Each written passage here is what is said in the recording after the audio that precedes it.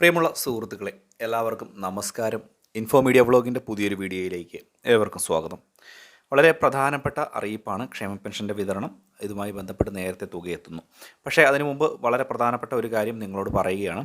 ഇനി മുതൽ ഈ ആധാർ കാർഡ്, അതുപോലെ തന്നെ റേഷൻ കാർഡ്, ക്ഷേമ പെൻഷൻ ഇതുപോലുള്ള എന്ത് തരം സേവനങ്ങൾക്കും നിങ്ങൾക്ക് ഞങ്ങളെ നേരിട്ട് വിളിക്കാവുന്നതാണ്.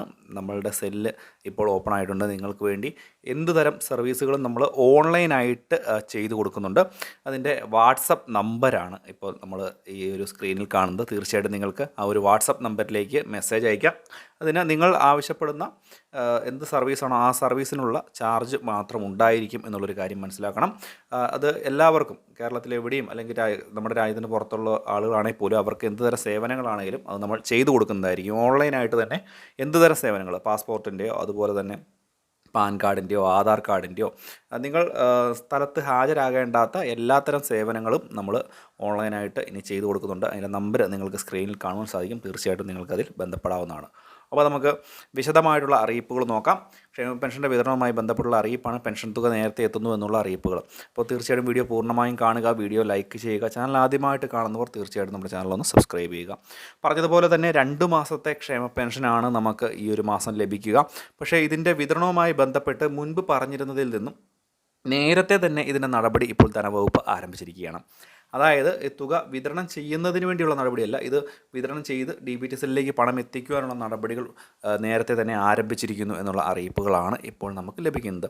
അതായത് ഈ വരുന്ന 15-ാം തീയതിയോടുകൂടി തന്നെ തുക കൂടുതലായിട്ട് കണ്ടെത്തി, ഈ 2 മാസത്തെ ഗഡുവിന് വേണ്ടിയുള്ള തുക കണ്ടെത്തി അത് DBT സെൽ അധികൃതരിലേക്ക് എത്തിക്കുകയും 20-ാം തീയതി കഴിയുന്നതോടുകൂടി തന്നെ അത് കഴിഞ്ഞ മാസങ്ങളിൽ നിന്ന് വിപരീതമായി മുൻപേറായിട്ട്, അതായത് വളരെ അതിലും മുൻപായിട്ട് തന്നെ തുക എത്തും. പക്ഷേ അതിലൊരു കാര്യം നിങ്ങൾ ശ്രദ്ധിക്കേണ്ടതായിട്ടുണ്ട്. 2 ഗഡു തുക വിതരണം ചെയ്യുന്ന സമയത്ത് ഒരു ഗഡു തുക കഴിഞ്ഞതിന് ശേഷം 1-2 ഗ്യാപ്പ് വരാൻ ഉള്ള സാധ്യതയുണ്ട്. 1-2 ദിവസം വീണ്ടും ഒരു ഗ്യാപ്പ് വരുവാനുള്ള ഒരു സാധ്യതയും നിലനിൽക്കുകയാണ്. തീർച്ചയായിട്ടും അതുകൊണ്ട് പല ആളുകളും ഇതുമായി ബന്ധപ്പെട്ട് വലിയ സംശയങ്ങളൊക്കെ ഉന്നയിക്കാൻ സാധ്യതയുണ്ട്. കാരണം 2 മാസത്തെ തുക കിട്ടിയില്ലല്ലോ എന്നുള്ള കാര്യം. അത് പേടിക്കേണ്ട. ചിലപ്പോൾ ചില ആളുകൾക്കൊക്കെ ഒരുമിച്ച് തന്നെ 3200 രൂപയും ഒരുമിച്ച് തന്നെ എത്തും. പക്ഷേ മറ്റുള്ള ആളുകൾക്ക് പലർക്കും ഈ ഒരു തുക 2 ഗഡുവായിട്ട് തന്നെയായിരിക്കും ക്രെഡിറ്റ് ആകാൻ സാധ്യത, ബാങ്ക് അക്കൗണ്ടുകളിൽ എത്തുവാൻ സാധ്യത. ഒരു ദിവസം കഴിഞ്ഞോ അല്ലെങ്കിൽ ആദ്യത്തെ ഗഡു വന്നതിന് ശേഷം മണിക്കൂറുകളോ അല്ലെങ്കിൽ മിനിറ്റുകളോ കഴിഞ്ഞോ എത്തുന്ന രീതിയിലായിരിക്കും തുകയുടെ വിതരണം ഉണ്ടാകുക. 20-ാം തീയതി കഴിയുന്നതോടുകൂടി തന്നെ ഈ ഒരു തുക നിങ്ങളുടെ ബാങ്ക് അക്കൗണ്ടുകളിലേക്ക് എത്തും എന്നുള്ള കാര്യത്തിൽ യാതൊരു സംശയവും വേണ്ട. ഇതുമായി ബന്ധപ്പെട്ടുള്ള നടപടികൾ ധനവകുപ്പ് ഇപ്പോൾ തന്നെ ആരംഭിച്ചിരിക്കുകയാണ്.